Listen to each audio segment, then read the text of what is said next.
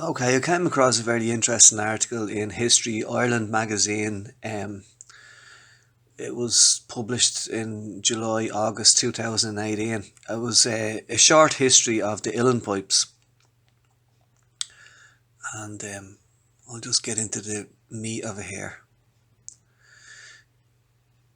There have been different forms of bagpipe played in Ireland, but this article's focus is on the bellows blown form, for which the earliest certain date in an Irish context is 1743, when John Geoghegan, complete tutor for the pastoral or new bagpipe, was published in London. This instrument had three drones, which could be laid across the knee, as in modern piping, or supported by the player's forearm. It had an open-ended chanter like that of the war pipes, but was capable of a wider pitch range, 2 octaves compared to the war pipe's 9 notes. The chanter being open at the bottom has musical significance. An open chanter behaves like a modified drone, a continually sounding pipe, but one which has had finger holes added to allow the sounded hole to be changed and so provide melody. The open chanter must always sound because the drone must always sound, and the nature of the music played on open chanters is determined by this feature. There is no possibility of pauses or silences between notes, nor of staccato playing. The pastoral pipes evolved into a new form, the union or uilleann pipes, during the 18th century, and the transition from one form to the other seems to have occurred as early as 1768, just 25 years after the first sighting of the pastoral pipes. An ivory and silver set, said to have belonged to Lord Edward Fitzgerald in the National Museum of Ireland, has that date engraved on the ferrule of the stock, and the hallmark on a silver band on the regulator is also for that year. This is not a set of pastoral pipes such as the one for which John Geoghegan wrote his tutor. It has an additional component, a regulator, which consists of a closed pipe with several keyed tone holes, the notes only sounding when the keys are pressed. This pipe was positioned above the drones, and the tone holes were placed to provide harmonizing notes for the melody played on the chanter, allowing the piper to provide accompaniment to his own playing. Players sit down. If the new regulator was to be accessible and usable, the body of the set with the regulator had to be laid across the player's knees, and the piper had to sit down to facilitate this. This modification probably occurred in the 1750s or 1760s, and was the turning point in the evolution of the uilleann pipes. The pastoral pipes chanter was longer than the uilleann pipes chanter, and in later examples the extra length consisted of a detachable foot joint. The longer chanter enabled the piper to sound the leading roll, i.e. the note below the key note of the chanter, a very useful musical feature. Once the new regulator was added and the seated playing position adopted, players found that if they discarded the foot joint or swapped a long single-piece pastoral chanter for a shorter one, sacrificing the ability to play the leading note, they gained a whole new palette of timbre and technique. The seated position and shorter chanter allowed them to silence the chanter by placing the bottom of it on their thigh. This brought them the possibilities of staccato playing, silences between the notes, and a wide range of tonal colour and articulation that has been unavailable on an open chanter. And, of course, it did not close off the possibility of playing in an open chanter style. This could still be done.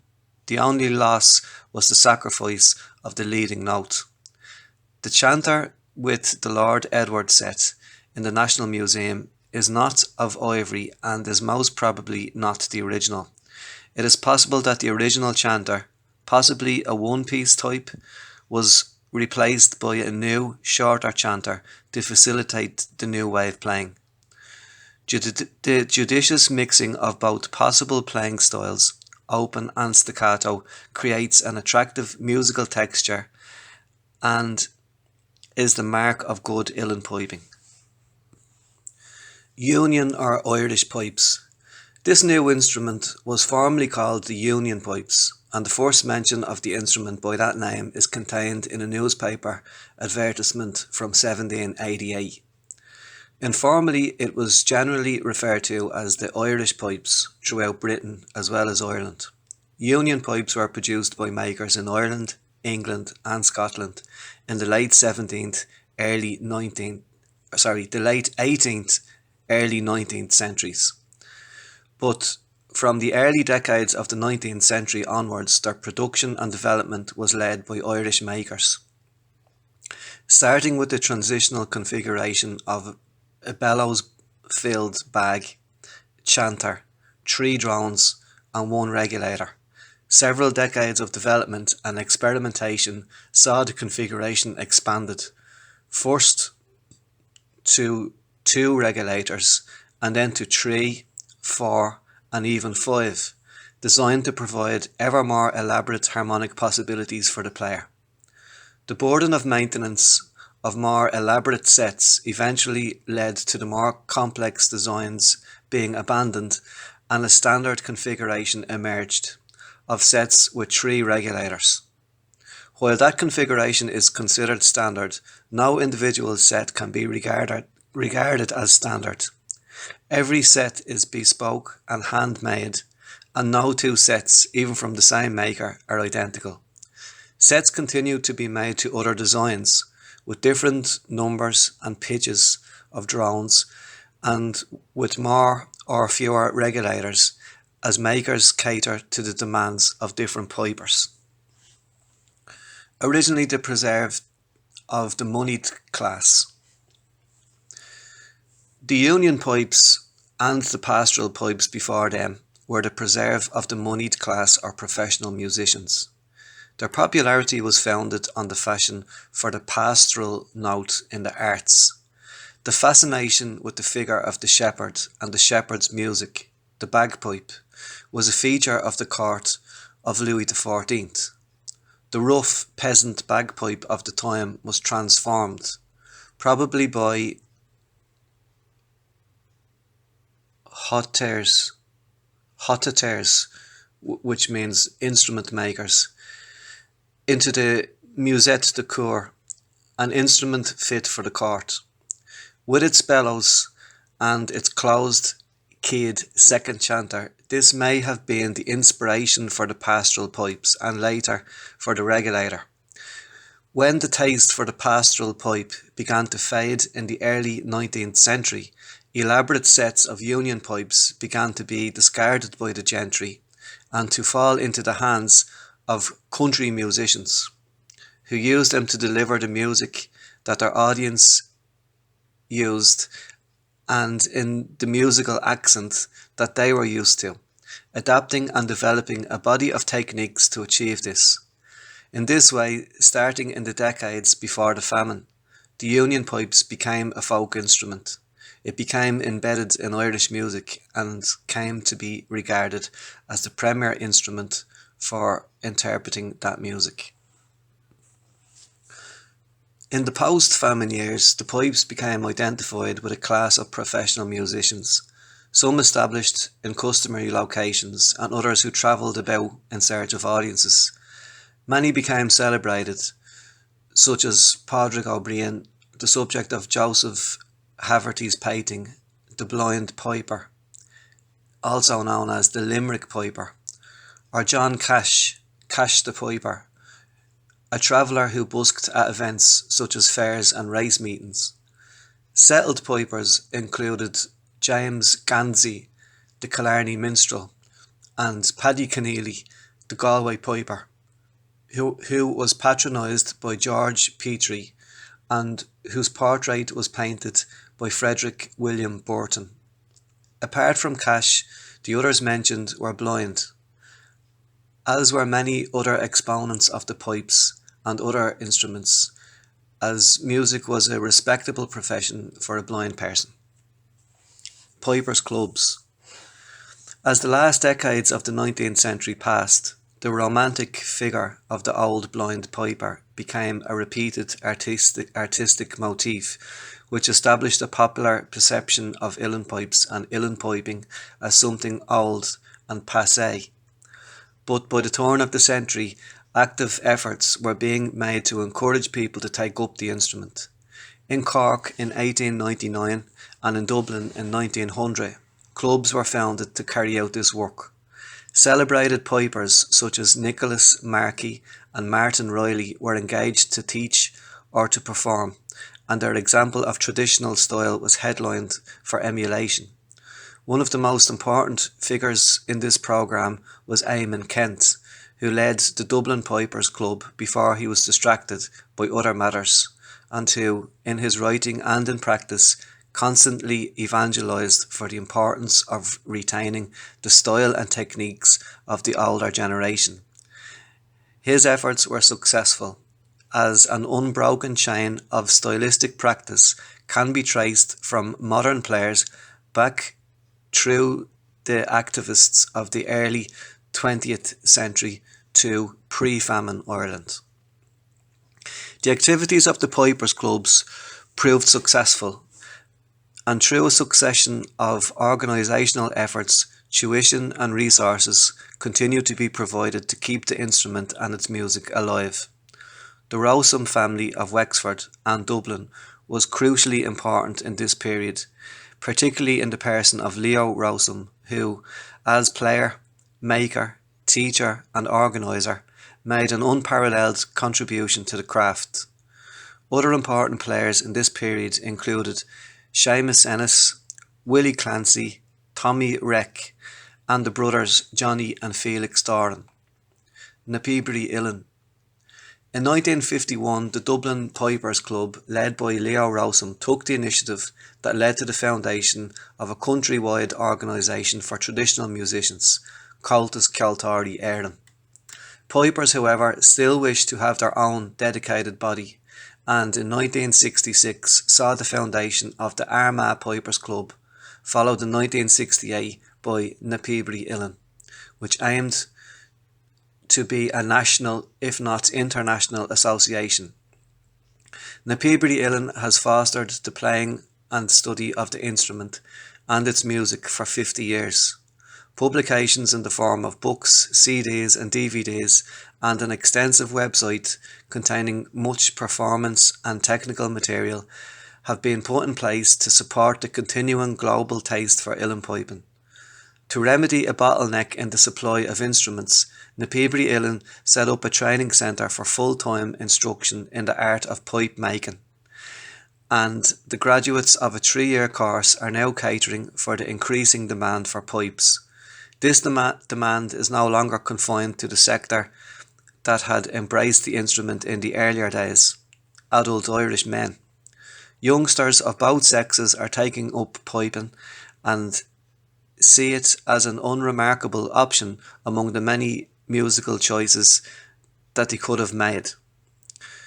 Through its use in world-travelling bands such as the Chieftains, the Fury Brothers, Planxty, the Botti Band and others, and its use in popular films such as Braveheart and Rob Roy, more and more non-Irish people have come to love the sound of the pipes and have sought them out and become players. Pipers clubs now exist around the world in such unexpected locations as Tokyo, Havana and Kuala Lumpur. The uilleann pipes are a complex, sophisticated instrument that can deliver a unique form of traditional music, one that UNESCO has now declared to be a precious contribution to human heritage. Its use in many locations throughout the world shows that this was just a confirmation of what pipers already knew. And this is another article. Now, it's from Wikipedia, okay, but there's still lots of grains, I think, of valuable information here and lots of food for thought. So I'll just read out the bit that it says, because this ties in with the previous article there that I just read. So, uilleann pipes, because there's a good bit here about like the naming of the instrument, which I'm interested in too. So here goes. The uilleann pipes are the characteristic national bagpipe of Ireland. Earlier known in English as union pipes, their current name is a partial translation of the Irish language term PB uilleann, literally pipes of the elbow, from their method of inflation. There is no historical record of the name or use of the term uilleann pipes. So uilleann, if you don't know by now, uilleann is the Gaelic word for your elbow, or the Irish word for elbow is uilleann. So they say, this is just me talking, I've given up reading for a second.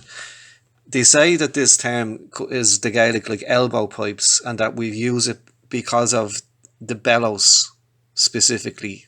That obviously, like, I mean, you use your elbow in any type of a bagpipe because the bag is being balanced. The pressure, the air-filled bag, the pressure is being balanced out by your elbow anyway. So you're going to use an elbow in playing the bagpipes one way or the other. But they say that this term specifically uilleann applies to a bellows as opposed to a mouth-blown pipe in the Irish language. That's the theory anyway, so let's just read on, see what it says. There's no historical record on the name or use of the term uilleann pipes before the 20th century. It says here, it was an invention of Grattan Flood. Now Flood was born, well, he was baptised in 1857 and he lived till 1928. He was a noted Irish author, composer, musicologist and historian. So this says it was an invention of Grattan Flood and the name stuck. People mistook the name Union to refer to the 1800 Act of Union. This is incorrect, as Brendan Brannock points out that a poem published in 1796 used the term union. So there you go. The term union for union pipe was used before the Act of Union, which was in 1800. And I would just say that union just meant that there's lots going on kind of in union or in unison, because the uilleann pipe has got like both drones, chanter and regulators. I would just say somebody just applied the word union to that to make it, because there's three things kind of going on in union or in unison than the other bagpipes before that, which didn't have the regulator. So I would say that's why they use the term union. And then in 1800, right, there was the Act of Union then, which was the political kind of joining together of Ireland, the Kingdom of Ireland and Great Britain. It was when the Irish Parliament actually voted itself out of existence, and we no longer had a Parliament in Dublin then, and we were governed from Westminster. So that was all part of the Act of Union. But it seems to me here that people didn't like that term because it reminded them somehow of an Act of Union or whatever, and that especially in later on times as the instrument became involved, became associated with kind of like nationalism and the Gaelic revival and the Gaelic League and stuff like that, they didn't really like the term union because it reminded them of Ireland's union with the as part of the United Kingdom. So they probably deliberately tried to change the name. But that's my opinion, but let's just read on and see what it says. The bag of the uilleann pipes is inflated by means of a small set of bellows strapped around the waist and the right arm in the case of a right-handed player. And in the case of a left-handed player, the location of all components is reversed. Right, it just tells us what it is. We know what it is.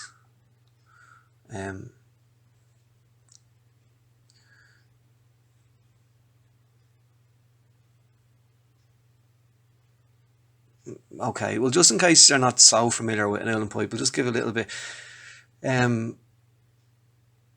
It just says, so the air goes from the bag to the chanter, to the drones and into the regulators. The chanter is played with fingers like a flute. The chanter has a range of 2 full octaves, including sharps and flats, because unlike most bagpipe chanters, it can be overblown to produce the higher octave.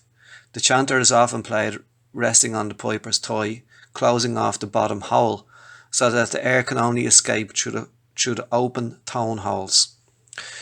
If one tone hole is closed before the next is opened, a staccato effect can be created, because the sound stops completely when no air can escape at all. The three drones are simple open pipes. They constantly play three notes spread an octave apart. The chanter, the three regulators are closed pipes. Untouched, they do not sound, but they have keys that can be opened by the piper's wrist action or hand if they take one hand off the chanter. Each regulator key sounds a different note when opened. The regulator keys are aligned so that several may be pressed simultaneously. These enable the piper to play simple chords, giving rhythmic and harmonic accompaniment as needed. There are also many ornaments based on multiple or single grace notes. The tone of the uilleann pipes is unlike that of many other forms of bagpipes. They have a different harmonic structure, sounding sweeter and quieter than many other bagpipes, such as the Grey Irish war pipes, the Grey Highland bagpipes, or the Italian zampognas. The uilleann pipes are often played indoors and are almost always played sitting down. Now, etymology, this is interesting, uilleann, elbow. Uilleann is the genitive of the Irish word uilleann, meaning elbow, emphasising the use of the elbow when playing the uilleann pipes. The Irish word for uilleann pipes is pipi uilleann, which means pipes of the elbow. However, the first attested written form is union pipes at the end of the 18th century, perhaps to denote the union of the chanter, drones and regulators. Another theory is that it was played throughout a prototypical full union of England, Wales and Ireland and Scotland. This is definitely untrue because the name for the instrument predates the Act of Union, which took effect in 1801. Okay, we covered that. Alternatively, the uilleann pipes were certainly a favourite of the upper classes in Scotland, Ireland and in the north-east of England, and were fashionable for a time in formal social settings where the term union pipes may also originate. The term uilleann pipes is first attested at the beginning of the 20th century. William Henry Grattan Flood, an Irish music scholar, proposed the theory that the name uilleann came from the Irish word for elbow. He cited to this effect William Shakespeare's play The Merchant of Venice, which was published in 1600, where the expression woolen pipes appears. Now this is essential. Here it is. I'm just going to read out the pieces, and I want to kind of open up this debate as well, because if it is for real, this term uilleann coming from Shakespeare, and I want to open it up as well with the connection with John Dowland, which was the musician that composed a lot of the music for Shakespeare's plays, and his music is still played quite a lot. And one of the stories was that John Dowland was from Dublin, and he was from Dalkey, so he was familiar with Irish things and Irish ways, and he's often cited as sort of Shakespeare has this kind of connection with Ireland somehow. Some people go on as far as to say that Shakespeare himself was Irish and everything. You hear all sorts of mad stuff, but there is something just worth, I think, considering. It's worth considering, right? What did Shakespeare mean by this line? I'm just going to read out a few lines out of the poem and out of the play and see what you think of it. It's so this character Shylock says this. He says, "Some men there are love not a gaping pig, some that are mad if they behold a cat, and others, when the bagpipe sings in the nose, cannot contain their urine, for affection, mistress of passion, sways it to the mood of what it likes or loathes. Now, for your answer. as there is no firm reason to be rendered, why he cannot abide a gaping pig, why he a harmless necessary cat, why he a woollen bagpipe, but of force must yield to such inevitable shame as to offend himself being offended.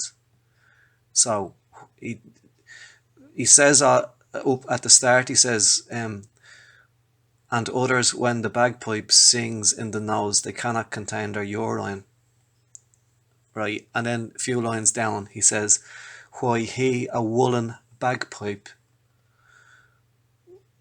So, and he spells it Wollen, woolen. So, this is the whole argument. Did he mean woolen, as in what? Like, what is a woolen bagpipe? Now, I've come across 3 plausible answers for this, and I think they all have merit. So here goes. One of them is that it's a misspelling, and he meant to say wooden bagpipe. So it's not meant to be an L, a double L. It's supposed to be a D. Why he a wooden bagpipe, right? That's one. Another explanation was that in lots of places, and even back in Shakespeare's time, wherever bagpipes were made and played, often as now, the bag cover was made of cloth. So it could be wool. So it could be a woolen cloth covered pipe. That's kind of, I think that's reasonable as well. But the interesting one is that he deliberately used it as a woolen pipe, as in an uilleann pipe. Uilleann, woolen. And how would he get that? Okay, so this goes back to the connection of Shakespeare and John Dowland. So this character, John Dowland, like he's an amazing, very prolific musician that lived at the time of Shakespeare. He was a contemporary of Shakespeare. He was supposed to be a friend of his, and his music has survived because his music was part of Shakespeare's plays, and most of the time though he's considered to be like an English musician, but then there have been articles and train of thought that he was Irish, and if he was indeed Irish, well then he was familiar with Irish folk music, and he introduced that type of music into his own kind of types of music, which Shakespeare liked. So now, like, I mean, this like, I mean, it's just like early Irish folk music. Like, it's very hard to tell the difference between like say English folk music from the 1500s and early 1600s, or Scottish or Irish or Welsh folk music from that time.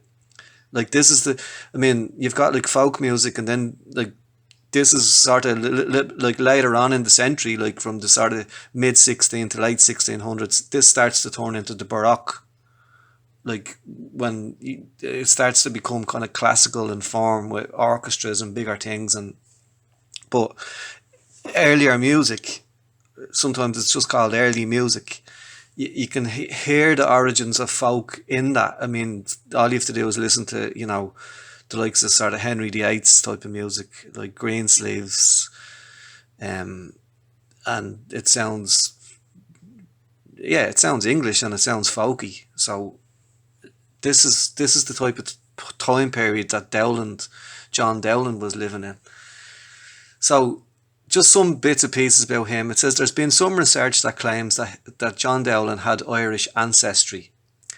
His evidence is from an article by William Flood, who put forward the idea that John Dowland was born of an Irish family, the O'Dowlands, who settled in Dublin. Now, I've also seen O'Dowlan, O'Dowlan, Dooling, like Dooley, then, Dowlan, Dowling, Dowell. Like, there's lots of Irish names, very, very similar sounding Irish names to Dowland.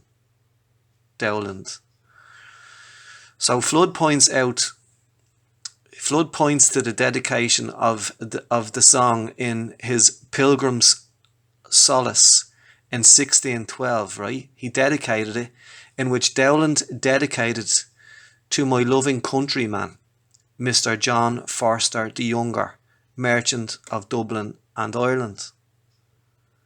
So John Forster was the younger son of Richard Forster, and he was the nephew of John Forster, the mayor of Dublin at the time. So he dedicated his song, Pilgrim's Solace, in 1612.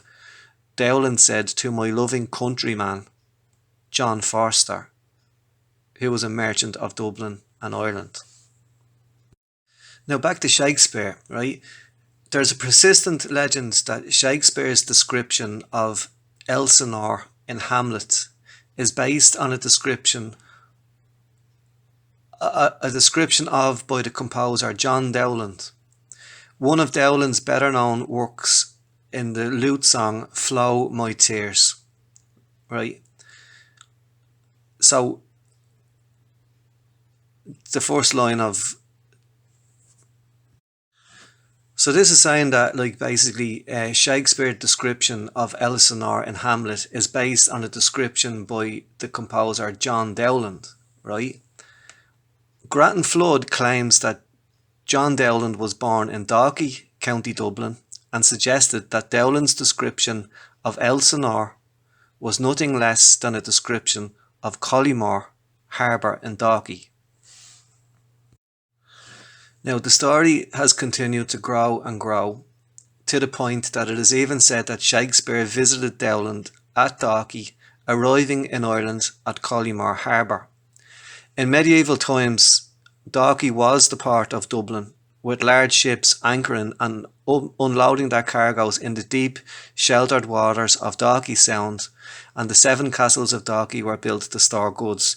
You see, that's true. Dalkey was the principal port of Dublin in that time, in Dowland's time and in Shakespeare's time. Dalkey was the principal port of Dublin. So if Dowland did indeed come from Dublin, or if he did come from Irish stock, or if there were merchants in Dublin, well, where there would have been merchants was in Dalkey, which is a small seaside town to the south of Dublin. It's not, I think it's about 10 miles south of Dublin. Just look it up on the map. So this is where the tradition that John Dowland was from Dublin, he was from Dalkey, and he knew Shakespeare very well, and he was over and back. If his family were merchants from Dublin, he was over and back to London, and he moved over there with the London scene, and he was playing music and composing music. And if he was indeed Irish and he had an Irish background, well, then he was bringing Irish tunes of the time to the London stage with Shakespeare. And if that term was in use back then for a bagpipe that was played with a bellow, uilleann, uilleann, right, that's where that theory comes from. And you see, this is a continuously running theme. Like Professor Comerford,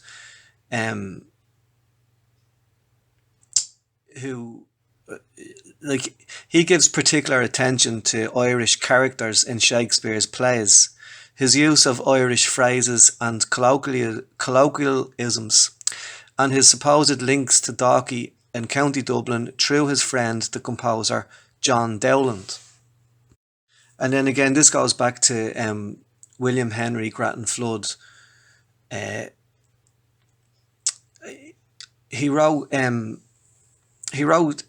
book, The History of Irish Music, in 1905, in which he devotes a full chapter to Shakespeare's knowledge of Irish songs, suggesting allusions to 11 Irish songs in his plays.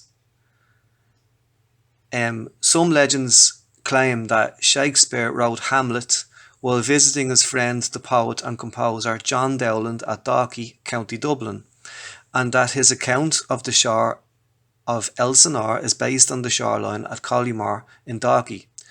Grattan Flood claims that Dowland was from Dalkey, and he published this theory in 1922. He claims that while Shakespeare was writing Hamlet in 1601, he asked Dowland about life in Denmark, and that Dowland compared Elsinore with Dalkey. And there is something to connect Dowland with Dalkey, because there was a John Dowland, Dowlan, who died there in 1577, and he is supposed to have been John Dowland's father or grandfather. So I don't know the definite answer to that. I think it's extremely interesting. Especially the whole thing about John Dowland. I think it's probable, it's plausible anyway, that he was born in Ireland. Like, why would he sort of dedicate the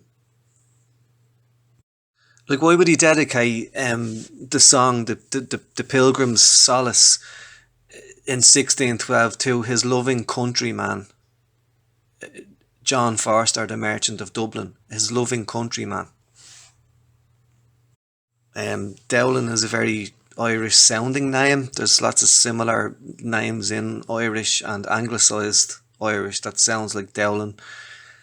If he was indeed from Dublin, well then Dalkey would have been the principal port in Dublin, and then there was the death of a John Dowland, which Grattan Flood says was his father or his grandfather in Dalkey, a merchant. So, it's plausible. It's plausible.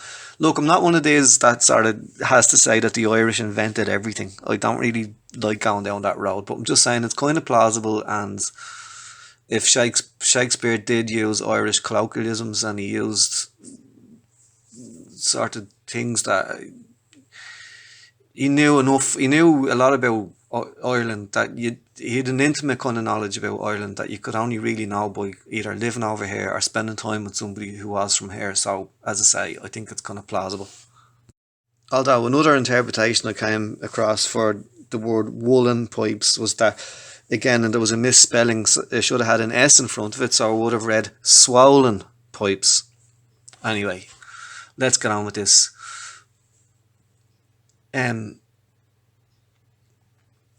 The first bagpipes to be well attested for in Ireland were similar, if not identical, to the Scottish Highland bagpipes that are now played in Scotland. We're back on Wikipedia now. These are known as the Great Irish War Pipes. In Irish and in Scottish Gaelic, the instrument was called the Peaboir, or Great Pipe. Now, there's another nomer, or misnomer, I should say. People call them the war pipes, right? Because they just immediately associate that with the English word war, obviously, or going into battle. So war pipes are for going into war, going into battle with. But, and I'm not saying that's not the case, because we did use them for going into battle with. Indeed we did. That's well attested to. And here's a couple of things. A likely first reference to bagpipes being played in war is found in a manuscript written between 1484 and 1487. The quote, Shincher oirke agus pipa aguv do chunal worslui, which translates as, let horns and pipes be played by you to gather your host. The first clear reference to the Irish Peaboir relates to Henry VIII's siege of Boulogne. So there you go, Henry VIII, English king, Irish bagpipers in his army. A muster roll of the cairn to be transported unto England to serve the king contains entries of various pipers attached to these forces, such as the Baron of Delveny's cairn, Brian McIntyre piper, and according to an entry in Holinshed's Chronicles of 1577, for May of 1544, it says, quote, in the same month also passed through the city of London in warlike manner to the number of 700 Irish men, having for their weapons darts and handguns with bagpipes before them. And in St. James's Park, besides Westminster, they mustered before the king. So there's something that refers to 1544, which was written down in 1577, which talks about Irish warriors mustering before King Henry being led by bagpipers. Plenty of amazing examples of this. Like this is like Irish war pipes, like bagpipes being played in the 1500s. One of my favourites is 1581, a volume by Vincenzo Galilei, right, which is the father of Galileo. The astronomer Galileo's father wrote this down. He wrote down that the bagpipe is much used by the Irish. To its sound, this unconquered, fierce and warlike people march their armies and encourage each other to deeds of valour. With it, they also accompany the dead to the grave, making such sorrowful sounds as to invite, nay, to compel the bystander to weep. So that was like 1581, Galileo's father. He was a musician.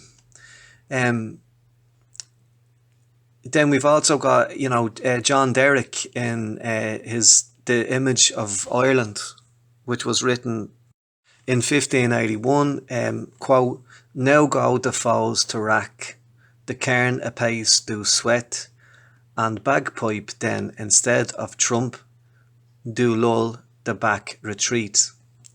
One famous description of the pipes is from Richard Stanihurst's De Rebus Hibernicus, written in 1586, reads as follows in an English translation.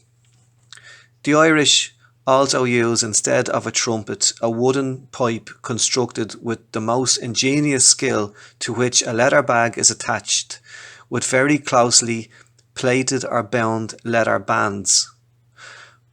From the side of the skin issues a pipe, through which, as if through a tube, the piper blows with a swollen neck and distended cheeks. As it is filled with air, the skin swells. When it swells, he presses it down again with his arm. At this pressure, two other wooden pipes, a shorter and a longer, emit a loud and piercing sound. There is also a fourth pipe, pierced with several holes, which by opening and closing the holes with nimble fingers, the piper manages to elicit from the upper pipes a loud or low sound as he thinks fit.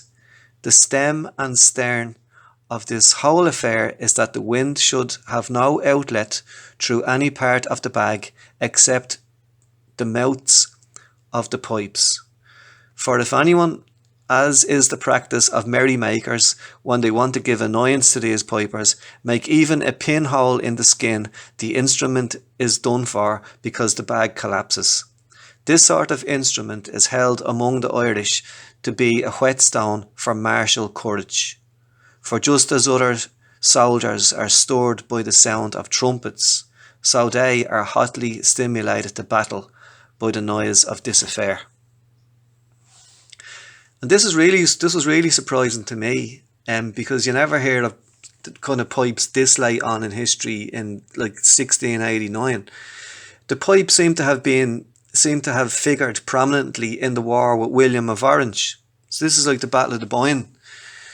When the exiled King James II arrived in Cork in March of 1689, he was greeted with bagpipes and dancing, throwing their mantles under his horse's feet.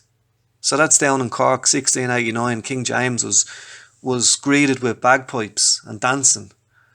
And on his way into the castle in Dublin, the pipers of the several companies played the tune "The King Enjoys His Own Again."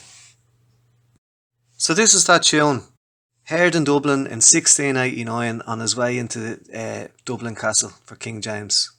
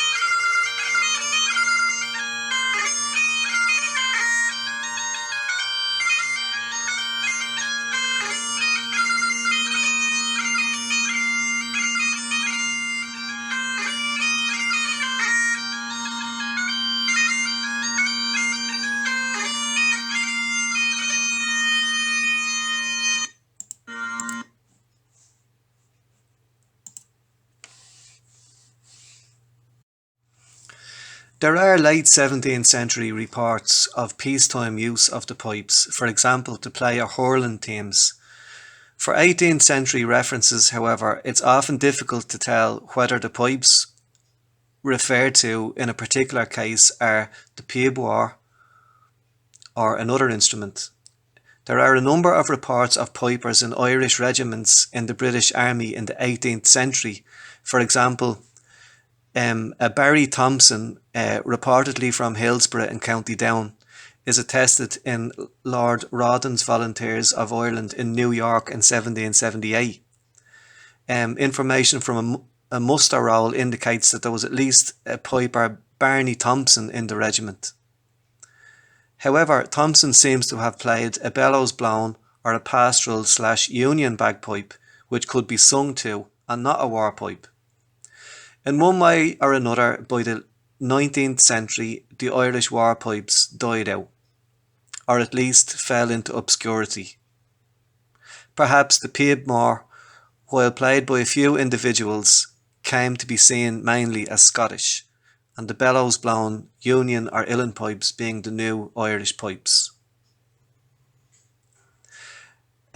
Because there was a business directory in Dublin from 1840 shows a Morris coin as a maker of both Union and Scotch bagpipes in 1840. Now, one of the last accounts or records that I ever came across of the great bagpiper and piebois, which was played at the Battle of Fontenoy in 1745. It is on record that the two tunes played at Fontenoy were St. Patrick's Day in the Morning and the White Cockade. This is probably the last appearance in battle of the Irish piebois of which there is any mention.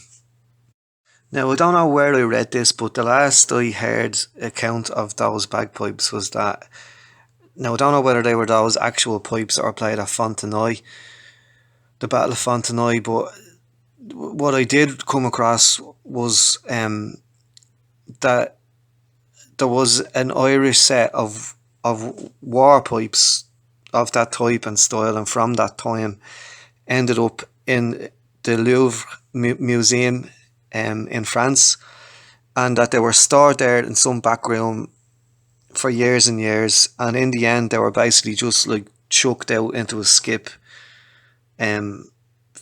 not so long ago. That obviously they were doing some sort of a clear out or whatever, and they didn't actually realise the value of this instrument. That's the last recorded Irish war pipe that I've ever come across. I think somebody done some sort of a quick rough sketch of the instrument before. It just got like thrown out like in a skip. That was it. Like in America you might say a dumpster or whatever. But I think someone done some sort of a quick hand sketch of the thing, and they now realise that that was the last surviving set of Irish war pipes in existence. But anyway, here's a bit of that tune, St. Patrick's Day in the Morning. This is what was played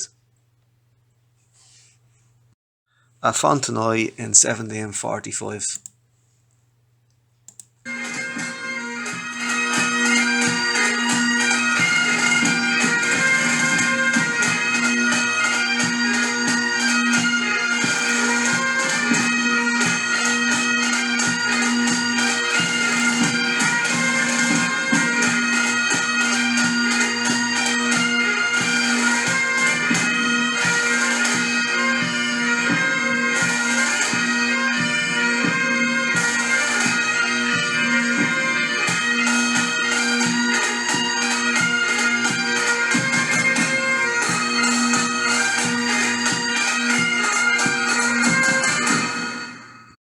And here's the White Cockade, again played by the Irish war pipers at Fontenoy.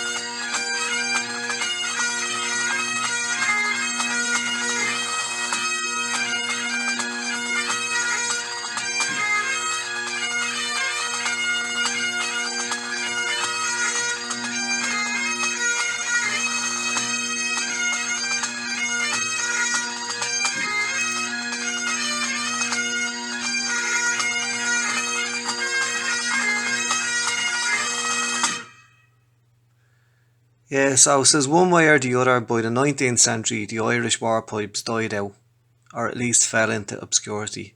Perhaps the Piab War, while played by a few individuals, came to be seen mainly as Scottish, the bellows blown Union or uilleann pipes being the new Irish pipes. So back to the uilleann pipes, the development of the uilleann pipes. Um, the first bagpipes to be well attested for Ireland were similar, if not identical, to the Scottish Highland bagpipes that are now played in Scotland. They are known as the Great Irish War Pipes in Irish, or and Scottish Gaelic. In Irish and Scottish Gaelic, this instrument was called the Piab War, or the Great Pipe. And that's what got me onto this. The word war, it means great or big. It comes from the word mór, which means big, and like very big is like old war. So from the mór sound,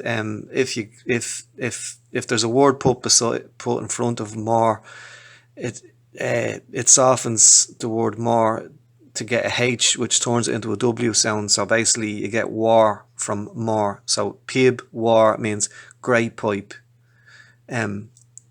Not necessarily war pipe. See, in English, it sounds great because it's like war pipes. So yeah, we're all going to war, like battle pipes, which makes sense. Like I've just read out all that history there. Like, and they were used for war, but they weren't only used for war. They were used for weddings and funerals and games and all sorts of occasions. So it's not just a war pipe as in as in battle pipes. It means war is the Irish word for great or big. So while the mouth-blown war pipe was alive and well upon the battlefields of France and other parts of Europe, it had almost disappeared in Ireland. The Union or uilleann pipes emerged during the early 18th century, around the same time as the development of the bellows-driven Northumbrian small pipes and the bellows-driven Scottish lowland bagpipes. All three instruments were far quieter and sweeter in tone than their mouth-blown predecessors. Now, that says predecessors as if they all evolved out of the bigger bagpipes or great bagpipes. I've since learned a little bit more about that. I used to believe that myself, that these smaller bellows-driven bagpipes just evolved out of the bigger pipes, but I'm starting to believe now that they were actually always there. That they have a pedigree all of their own. That yeah, they're related to the other bagpipes, but I believe that they were there, at the same time. Now, as the bigger pipes, like all you have to do is look at the variety of the smaller pipes, both mouth and bellows blown, that ended up in museums in Scotland and France and the north of England, and you can see that there's a wide range of sizes and like kind of keys that the pipes are in. I'd like to do another talk all about that. Um, so like the big question is like, well, when was the bellows added? I don't know that for certain. Like it says here, all the references seem to say sort of 1700s, but it could go back a bit earlier. Like, I mean, it could go back to the 1600s, or who knows. I'd like to do another thing on that one. So I'd question whether the bigger pipes were predecessors or whether they were contemporaries. Like I think these bellows blown pipes do have, or yeah, the bellows blown pipes do have a history of their own, that that they were kind of always there, or they were played at the same time as the big pipes, like in England as well as Scotland and Ireland. So I wouldn't use that word predecessor there. Anyway, that's food for another show. Anyway, essentially their design required the joining of a bellows under the right arm, which pumped air via a tube to a leather bag under the left arm, which in turn supplied air at a constant pressure to the chanter and the drones, and regulators in the case of the Irish uilleann pipes. Geoghegan's tutor of the 1740s calls this early form of the uilleann pipe the pastoral or new bagpipe. The pastoral pipes were bellows blown and played in either a seated or a standing position. The conical board chanter was played open, that is legato, unlike uilleann pipes, which can also be played closed, that is staccato. The early pastoral pipes had two drones, and later examples had one or rarely two regulators. The pastoral and later flat set uilleann pipes developed with ideas on the instrument being traded back and forth between Ireland, Scotland and England around the 18th and early 19th century. Yeah, that's interesting. I like that idea that, the pipes, the pastoral and later flat sets of uilleann pipes. Flat set generally today we mean take that to mean anything that's not concert pitch D. So you've got like B flat sets of uilleann pipes which absolutely sound amazing. If you just YouTube B flat uilleann pipes or just B uilleann pipes, they sound brilliant. And you've got C uilleann pipes as well. Obviously they both sound deeper than your concert pitch D sets. So I like that phrase there anyway. The pastoral or pastoral, it's just the way I pronounce it, pastoral.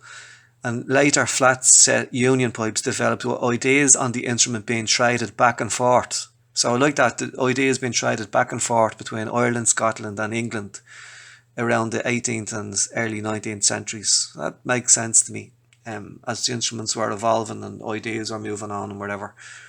The earliest surviving sets of uilleann pipes date from the second half of the 18th century, but it must be said that these datings are not definitive. Only recently has scientific attention begun to be paid to the instrument, and problems relating to various stages of its development have yet to be resolved. The uilleann pipes or union pipes might have originated from the pastoral pipes, border pipes, Northumbrian pipes, Scottish small pipes, and gained popularity in Ireland within the Protestant Anglo-Irish community and its gentlemen pipers who could afford such expensive handmade instruments. Now this is an interesting point. This goes back to the idea that the Irish uilleann pipes were a kind of a moneyed instrument, that it was usually people with money, kind of, wealthy farmers, sort of landlord types, and Protestants in the 1700s could afford them, as opposed to it evolving out of a rustic kind of the traditional war pipes, as I was describing them earlier on. The bigger, larger instrument. You see, I'm curious to know this. I'm curious, like, did uilleann pipes themselves develop out of an earlier rustic instrument that was played by, we'll say, poorer people or peasants, that either was always played all along or evolved out of the greater big bagpipe just to make something more compact and easier to handle and easier to play and transport. When I say that kind of rustic, kind of, peasant type, kind of shepherd type instrument that you find all over Europe, did it evolve that way, or did it evolve specifically from a more refined pastoral pipe, border pipe, Northumbrian pipe, or Scottish small pipes that were being played? And in Ireland, like, and as this said about ideas being traded back and forward in the 1700s, was it in a kind of a folky, kind of poorer people way, or was it specifically rich people or aristocracy kind of craving that sort of pastoral kind of ideal, this idyllic kind of idea of the rustic kind of shepherd thing that was very much in vogue among the wealthier people? They were kind of looking at poorer people as this kind of, sort of idyllic type of lifestyle of a simpler time, and kind of, I don't know, a purer, kind of a more beautiful type of people, kind of unblemished and purely kind of folky and purely sort of cultural and steeped in old traditions and stuff, that they kind of liked the idea of this. And did they make a conscious decision and a conscious effort to kind of remake these old instruments? Like, this is what I'd like to get into here. But I'll just read on. It says, yeah, and you see, just when I said Protestant there, if you're not really aware of the history of Ireland, for several centuries there was laws enacted called the penal laws, and they were kind of discriminatory laws against Catholics, that like Catholics kind of couldn't hold kind of positions of office of authority. They kind of couldn't become sort of school teachers. They couldn't get a decent education. Land, there was laws around land which was very strict, in that you kind of, as far as I can get out of it anyway, that Catholic people had to divide the land among their sons, which broke up the portions of land, thereby over the space of a couple of 100 years. Generally, Irish people owned very little land, and they owned just small parcels of land for subsistence farming, that they didn't own great swathes of land, and that was law. And the law said stuff about kind of even how many animals like cattle you owned and horses and stuff like that. And you come across all sorts of mad references, like if the landlord like wanted to buy the horse off you, like you had to sell it to him. And like there was mad laws. Now that it's a whole other topic about penal laws, but basically what it resulted in was the vast majority of Roman Catholic people being substantially poorer than their Protestant counterparts. Now, there's a whole other world there of the different kinds of Protestants, like whether they were uh, like High Church, which was Church of England, which eventually became the Church of Ireland, or dissenters, as they were known, in other words, like Presbyterians.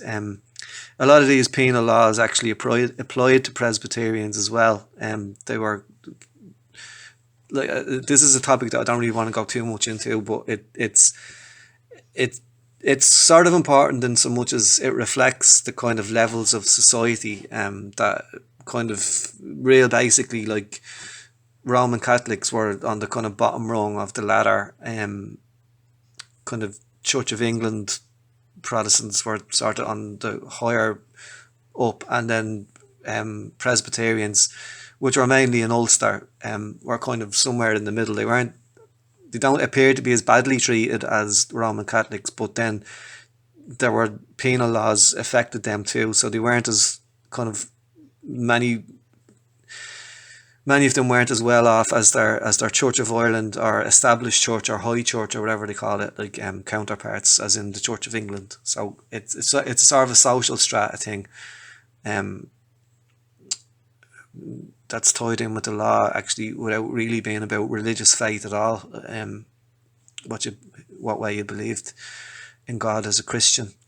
But it's just sort of noteworthy here that it says about them being Protestant people. It says, so the uilleann pipes or union pipes might have originated from the pastoral pipes, in brackets border pipes, Northumbrian pipes, or Scottish small pipes, and gained popularity in Ireland within the Protestant Anglo-Irish community, which it did. This is true. And its gentlemen pipers, who could afford such expensive handmade instruments. The Irish uilleann pipes are far more elaborate in their design and in their development, is likely to have occurred among the well-to-do. Certainly many of the early players in Ireland were Protestant, probably the best known being the mid-18th century piper Jackson from County Limerick, and the 18th century piper from Tandragee, the blind piper William Kennedy. He was from County Antrim. The famous Rowsome family from County Wexford were also Church of Ireland until the mid-late 19th century. The uilleann pipes were often used by the Protestant clergy, who employed them as an alternative to the church organ. So that touches back on one of my other talks about the relevance and connection between church organs and bagpipes. actually from ancient times having a similar sort of origins, and then the idea of continuous music, a pipe organ at church, this continuous sound thing, and then even in in the medieval church, the bagpipes were played in churches along with the hurdy-gurdy. I talk about a lot of that in another one of my talks. So that's interesting that the Protestant clergy employed them as an alternative to the church organ. As late as the 19th century, the instrument was still commonly associated with the Anglo-Irish. Example, the Anglican clergyman Canon James Goodman, who lived from 1828 to 1896 from Kerry, who had his tailor-made uilleann pipes buried with him at the Church of Ireland cemetery near Baltimore in County Cork. I hope no one digs him up now just because I'm after reading that out. His friend and Trinity College colleague John Hingston from Skibbereen also played the uilleann pipes. Another piping friend of Canon Goodman was the Alderman Fair of Cork, founder of the Pipers Club in Cork in the 1890s. He had Goodman's pipes recovered. Oh, so they were recovered from the cemetery. They were later donated to Cork piper Micheál O'Reilly, who had re-established the by then extinct Pipers Club in Cork in the 1960s. Right, so I wonder where they are now. So he had the Goodman's pipes recovered from, I can't pronounce that word, Creagh, even though I speak Irish. I don't know if it's Cray or Crach or Cra, how you pronounce that cemetery anyway. So I'll just finish up with a little piece here from the Peabody Uilleann or the Pipers Club. It's quite brief, and I've elaborated on this in another video. The first reference to the bagpipes in Ireland is found in the Dinshanchas, or topographical poem on Enoch Carmen, or the Fair of Carmen. Now, I've done a whole other talk on this, on the history of pipes, which I'll provide a link to underneath. The Fair of Carmen is a composition of the 11th century found in the Book of Leinster. And it says, Pipi Fidley Fair Gan Kangle, Knavir agus Kushlenig, Slua Echi, Ingach Egar, Becky agus Buradig.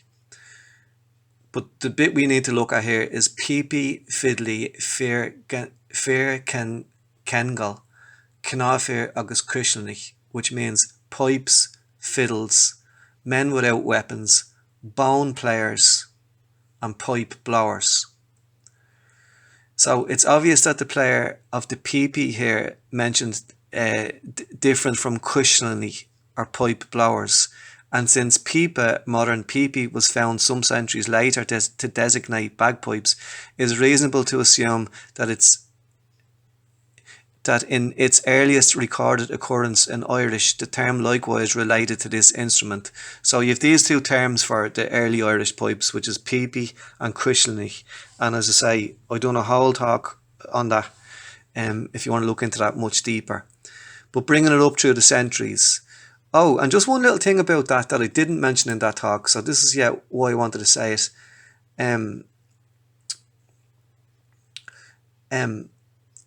In Walker's memoirs, okay, so this book was printed in 1783.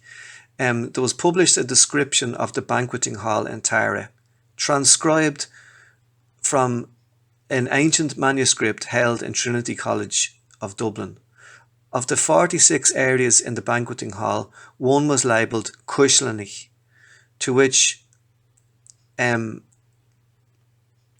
Valency, which is the writer of the author of the book, simply supplied the translation pipers. This is the meaning of the word given in Irish English dictionaries published in the 18th century. So in the 18th century, so that's the 1700s, they were calling Cushlanny pipers, okay? But this I find to be very interesting because they use the word bullock, which means a belly or a bag. So in the description of the Hall of Tamar, which is the palace of Tamar, was formerly the seat of King Con.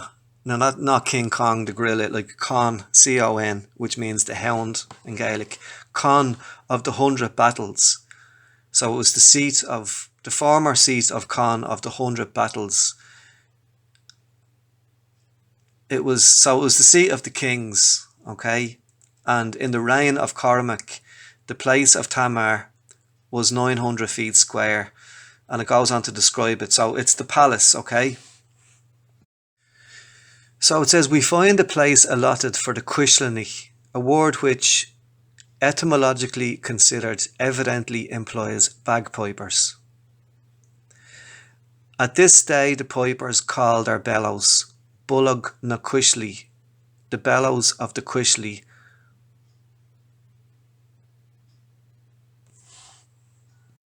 Now I think this is crucial. It's crucial because it's very, very deep here as well. At this day the pipers call their bellows Bullag na Cuishli, which means, now he says it means the bellows of the Cuishli, but Bullag also means a stomach or a bag, okay?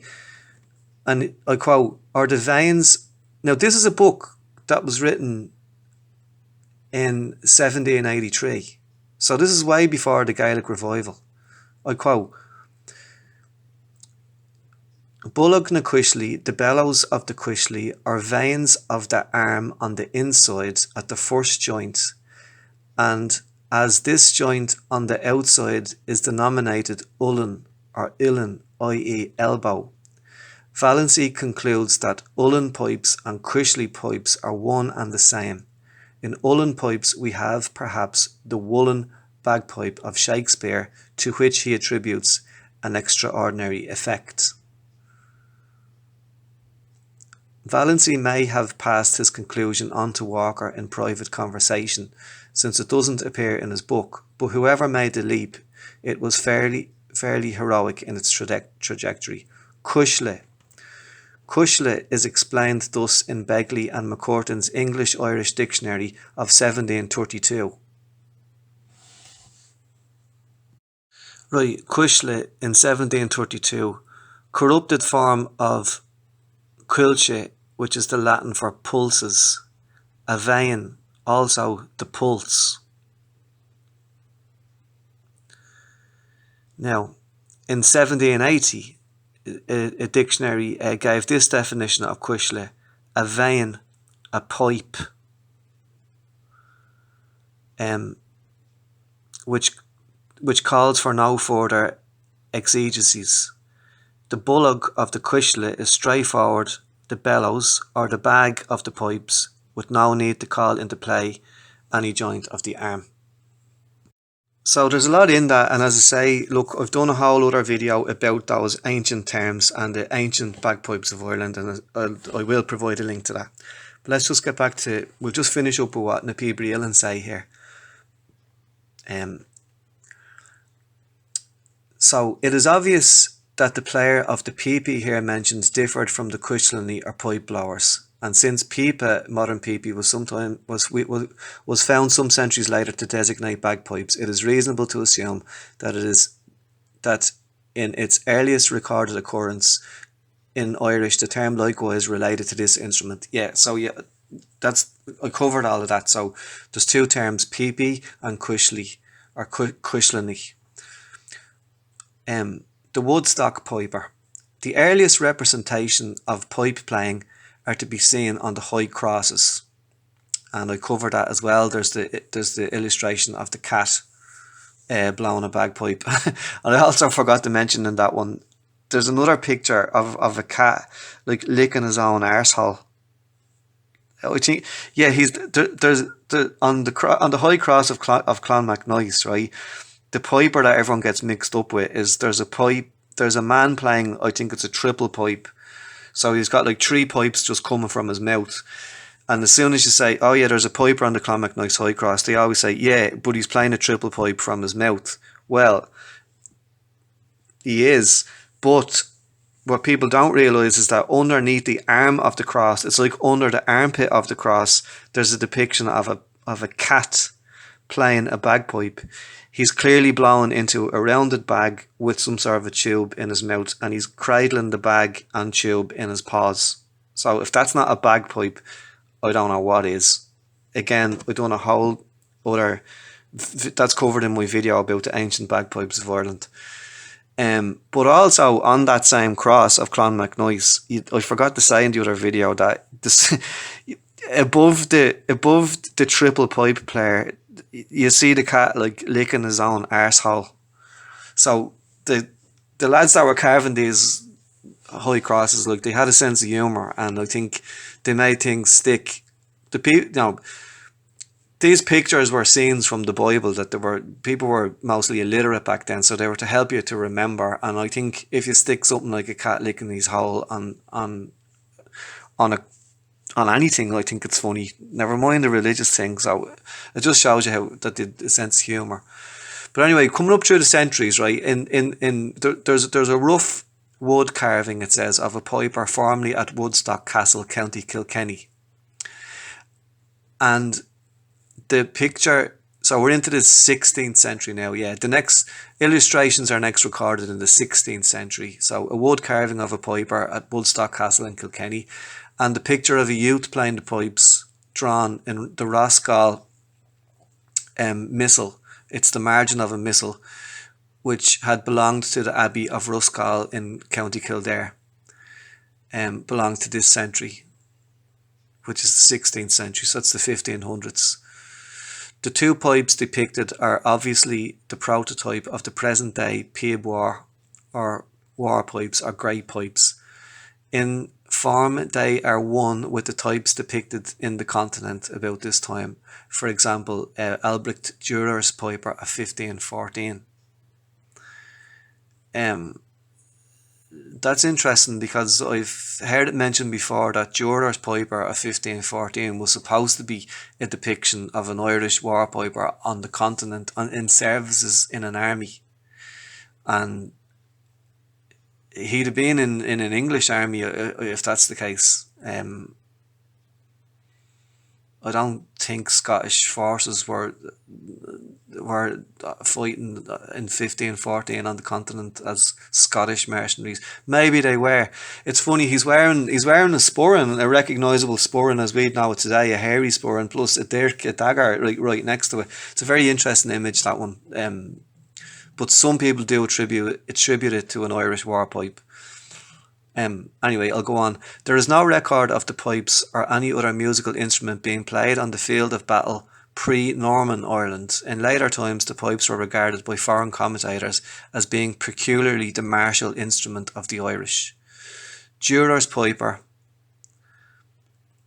and quote next to Dürer's piper, to its sound this unconquered, fierce and warlike people march their armies and encourage each other to deeds of valour.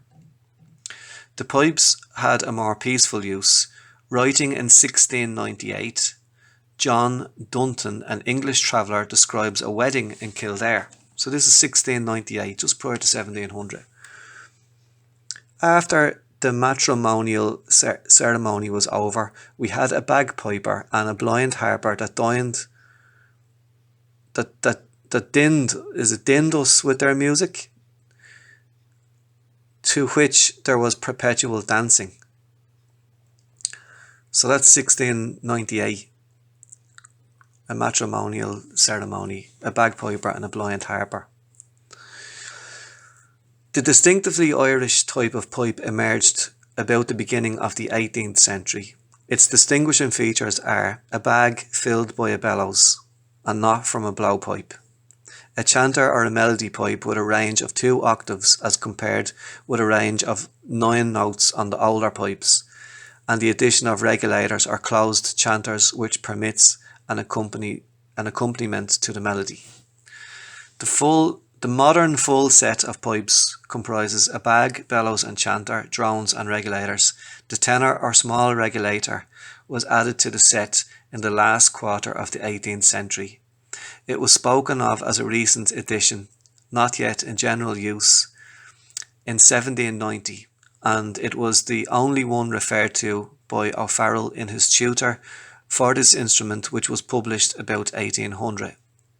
The middle and bass regulators were added in the first quarter of the 19th century. These pipes are now most commonly known as uilleann pipes, pronounced uilleann from the Irish ille, which is your elbow. This name was first applied to the instrument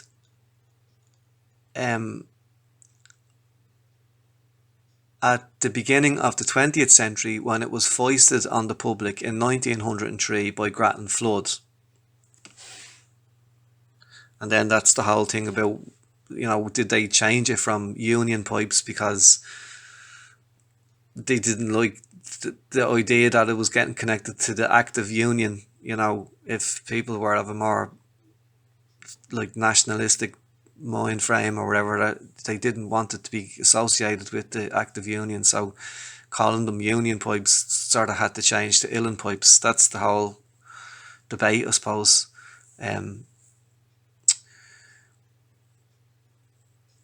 There you go. Yeah, pipes are made in various pitches.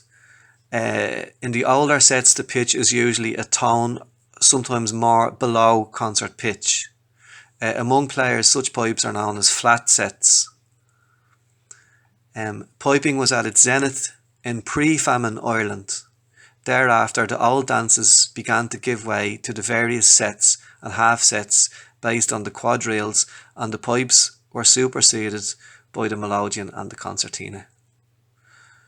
Towards the end of the 19th century, it seemed as if the Irish pipes were fated to follow the Irish harp into oblivion.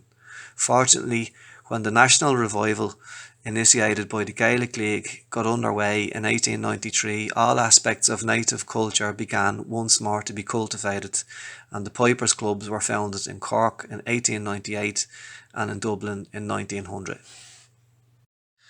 So yeah, there's a fair bit of information there. I thought I'd start off just by reading one article, but like everything with me, like one thing leads to another, and we end up in other places. But I hope you learned a bit there, or you got something out of all of that. I certainly did anyway. It's a lot of food for thought. All these thoughts going around in my head. And I love to pick up on new things. I learned a few new things there. Like I was surprised about the pipes being played, like, at the time of the Battle of the Boyne, and that King James arriving in Cork, and in when he was played into Dublin. I wasn't aware of that. So and lots of other little bits and pieces there. So there's lots of food for thought. And a lot of this as well, it's not gospel. A lot of it is conjecture and sort of, thoughts and probabilities, and there's lots of, I'm not, as I always do say, I'm not the oracle or the expert in any of this, but these are all snippets and pieces of information that I read all the time, and that kind of keeps me informed, and you can draw your own conclusions. But I think it's mainly important just to keep things in their own historical setting. Like everything in history, like, it's not so good to apply kind of today's standards to the past. And just because you might have, I don't know, an idealistic idea of what the pipes mean to you, to kind of to push that on the past isn't always such a good idea. Like, you need to think. That's why I do get really deep into these things, because I like to know the historical context of it. I like to know what the wider society was like at the time, what kind of society produced these people, produced these pipers, what kind of society produced the music, and the instruments that this music was to be played on, and the kind of mindset of the people of the time, and their social standings and all those kind of things. So yeah, anyway, I'll leave it at that for today, and hope you enjoyed that, and I hope you enjoy my next video too. Thanks a mil. Take care. Bye bye.